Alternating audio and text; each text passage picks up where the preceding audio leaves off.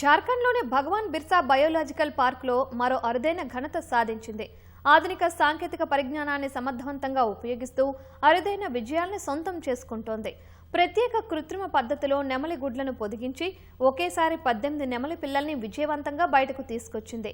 ఇటీవల ఇదే విధానంతో నాగుపాము, సాండ్ బోవా గుడ్లను విజయవంతంగా పొదిగించిన జూ ఇప్పుడు నెమళ్ల పెంపకంలోనూ మరో మైలురాయిని అందుకుంది. భారత జాతీయ పక్షి అయిన నెమలి జాతిని రక్షించేందుకు, అభివృద్ధి చేసేందుకు ఈ ప్రయోగం బాగా ఉపయోగపడుతుందని వన్యప్రాణి నిపుణులు హర్షం వ్యక్తం చేస్తున్నారు. ఒకేసారి కృత్రిమ ఇంక్యుబేషన్ ద్వారా ఇన్ని నెమలి పిల్లలు బయటకు రావడం ఈ జూ చరిత్రలోనే అతిపెద్ద విజయంగా అధికారులు చెబుతున్నారు. సాధారణంగా పక్షులు తమ గుడ్లపై కూర్చొని వాటి శరీర వేడిని అందించడం ద్వారా పొదుగుతాయి. కానీ ఈ ఆర్టిఫిషియల్ ఇంక్యుబేషన్ పద్ధతిలో గుడ్లను ప్రత్యేకమైన ఇంక్యుబేటర్ యంత్రాల్లో భద్రపరిచి వాటికి కావాల్సిన ఖచ్చితమైన ఉష్ణోగ్రత, తేమ అందిస్తారు. ప్రస్తుతం పుట్టిన 18 నెమలి పిల్లలన్నీ ప్రత్యేక నర్సరీలో నిపుణుల పర్యవేక్షణలో పెంచుతున్నట్లు అధికారులు తెలిపారు.